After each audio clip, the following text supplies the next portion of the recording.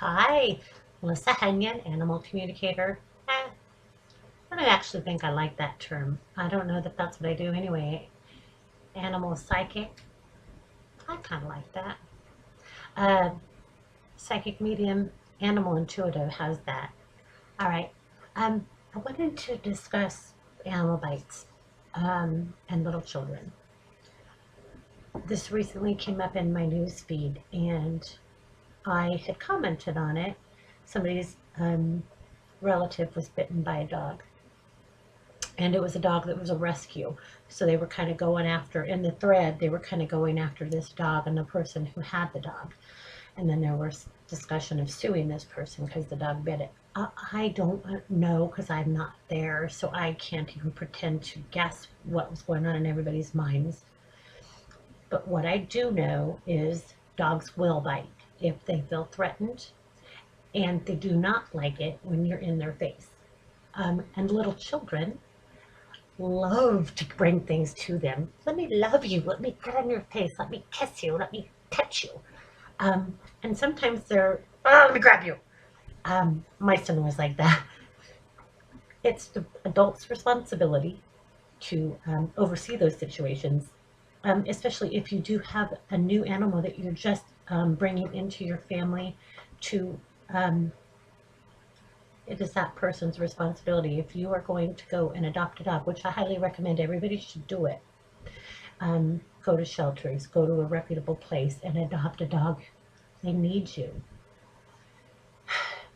If you're going to do that, though, you also need to know that it is your responsibility to make sure that that dog is watched after and that any children that come with that dog are watched after.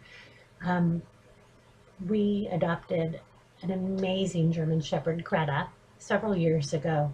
And when we brought her to our home, we did muzzle her.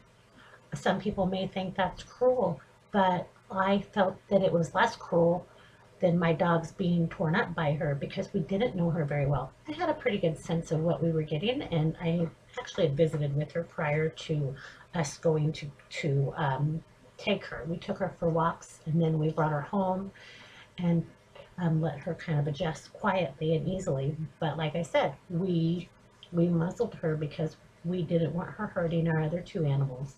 They meant way too much to us. Um,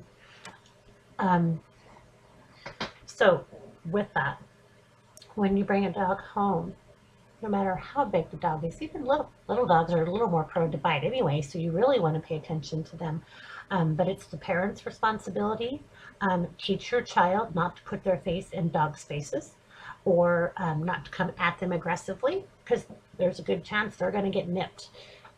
Again, that's the parent's responsibility. Children don't know that.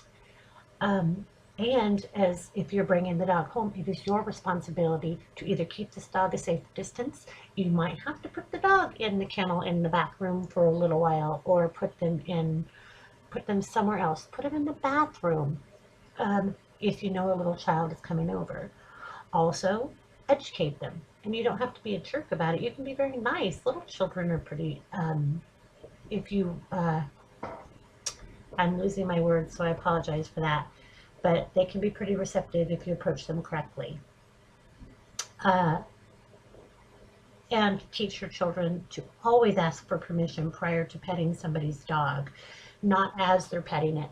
We were recently at a camp out with the family in a very popular location, walking our dogs, two German Shepherds and a heeler, on our trail, and a little girl came right up, "Can I pet your dog?" Didn't give me a chance to respond, came right at me. So I, was nice and I asked her to make sure she always asks before she does it and never to go towards their face like the way she did. And she wasn't so receptive. Maybe it's because she had started to and I stopped her. At any rate, educate. If you see somebody coming making a beeline for your dog, stop them, especially if you know that your dog can be a little more assertive or aggressive, or if they don't like them coming at their face. I have a little heeler.